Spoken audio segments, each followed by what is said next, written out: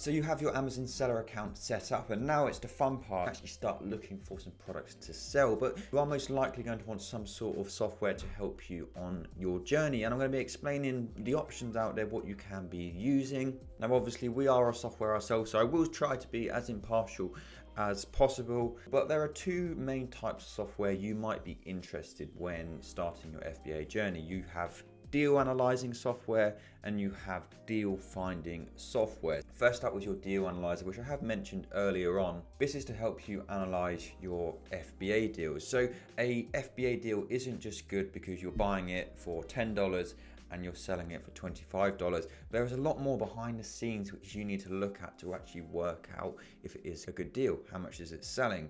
What's your profit going to be? Is it gated? How many other FBA sellers are on the listing? How much stock do they have? What's the price been over the last year?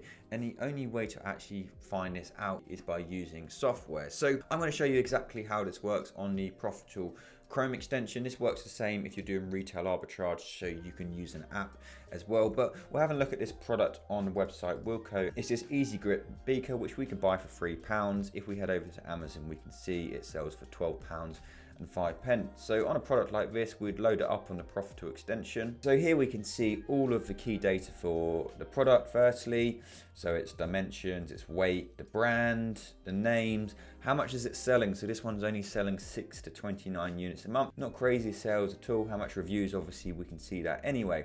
But we can see here the FBA fee, the referral fee, the VAT from the fee depending on where you are, your settings and so on. And you've also got options, so for small and light, your return on investment, break-even points, estimated profit per unit, the Amazon sales rank, and then we've got things like pricing graphs. We can have a look at this product's history, see if Amazon have ever been selling this listing, see if it's a high price, a low price. It's really interesting because look, we can see the price now is £12.50, but we can see it's actually been as low as £7.49. So if we're selling this for £7.49, then it wouldn't be quite as good, but still a great deal, but not quite as good, which you may not know if you didn't have software. We can see the number of sellers on the listing, and we can also see how much stock they have. So these 4 FBA sellers only actually have 11 in stock between them, so that's a really good sign because they're going to sell out quite quickly. There are bad things which can happen on an FBA deal. Is an IP risk? So that's an intellectual property risk. So you might get an IP violation on your account, which is really bad. Is it a hazmat item? So is it potentially a dangerous good?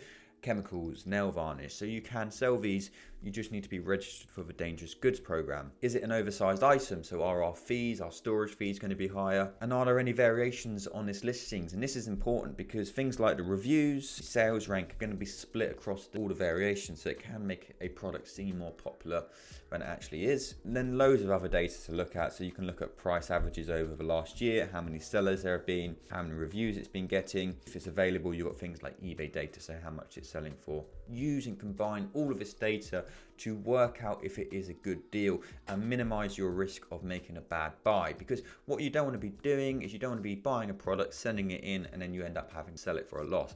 And this is why software is important, because you can work all this data out and it will just make you a lot more successful. Now, my impartiality is that you don't have to use a deal analyzer, because you can use your Amazon seller account. So you can scan products on there and you can see its price, its sales rank, but that is about as far as it goes. You can't see how much it's selling. You can't have a look at the price history graphs.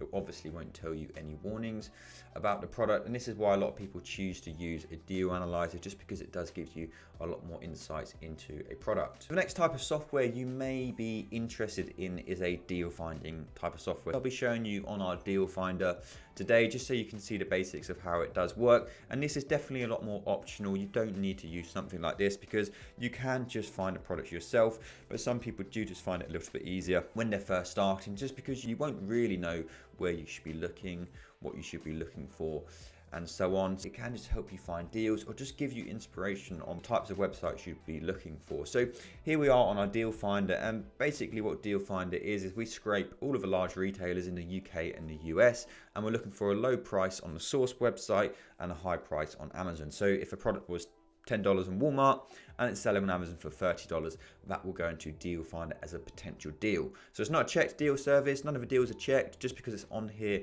doesn't mean it's a good deal. It just means that you can buy it for less than it's selling for on Amazon. And the idea is just to save you time having to trawl through lots of different websites.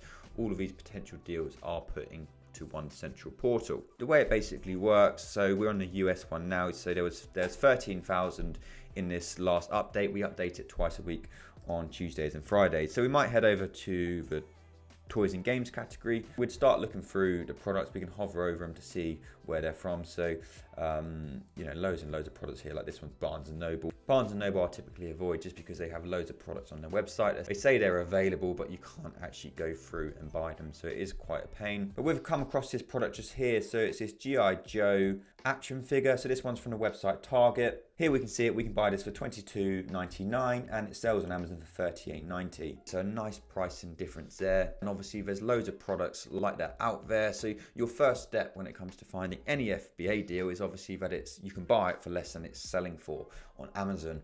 And then your next steps are doing your further analysis. But that is definitely a more optional software.